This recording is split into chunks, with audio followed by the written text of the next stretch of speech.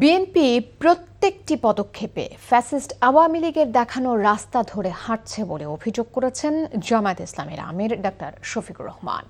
গণভোটের রায় বাস্তবায়নের দাবিতে জামায়াত ইসলামী আয়োজিত জুলাই যোদ্ধা সমাবেশে তিনি এমন অভিযোগ করেন। সমাবেশে 11 দলের নেতারা বলেন, বিএনপি জুলাইয়ের সাথে প্রতারণা করে জাতীয় গাদ্দার হিসেবে পরিচিতি পেয়েছে। জুবায়ের প্রধানের রিপোর্ট।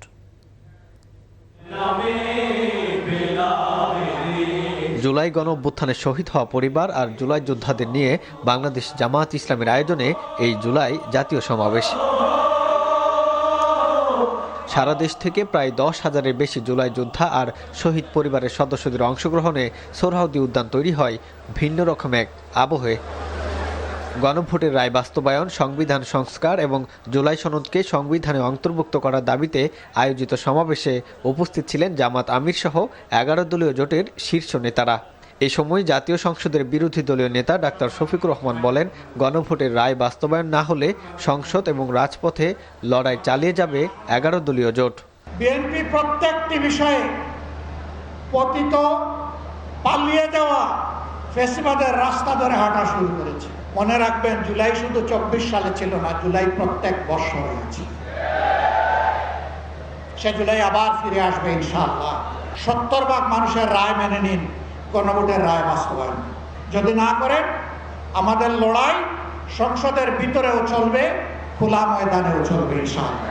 সমাবেশের নেতারা সরকারের সমালোচনা করে অধিকার আদায়ে জনগণকে রাজপথে নামার আহ্বান জানান। সরকার গঠনের 2 মাসের মধ্যেই বিএনপি জনপ্রিয়তা হারিয়েছে জানিয়ে নেতারা বলেন, কার্ড নয়, মানুষ সুশাসন চায়। তাই সংকট মোকাবেলায় সরকারকে মনোযোগী হওয়ার পরামর্শ তাদের। এ সময় গণভোট না মানলে বিএনপিকে নির্মম পরিণতি বরণে হুঁশিয়ারিও দেন বক্তারা। জ্বালানি ফুরিয়ে গিয়েছে, অথচ মন্ত্রীরা সংসদে বলছে কোনো জ্বালানি সংকট নাই। বাস্তব সমস্যাকে অস্বীকার করছে, অর্থনৈতিক সমস্যাকে অস্বীকার করছে। আপনি নিজে বলেছেন অক্ষর অক্ষরে পালন করা হবে, সুতরাং এগুলি পালন করে জাতীয় সমস্যাগুলি কিভাবে সমাধান করবেন, সুশাসন কিভাবে প্রতিষ্ঠা করবেন, দেশে কিভাবে শান্তি আসবে, এই বিষয়গুলি নিয়ে চিন্তা ভাবনা করেন। দেশে ফ্যাসিবাদ ফিরে আসলে দ্বিগুণ শক্তি নিয়ে আবারও রাজপথে নামার হুঁশিয়ারি দেন জুলাই যোদ্ধারা। জুবায়ের প্রধান, এনটিভি নিউজ, ঢাকা।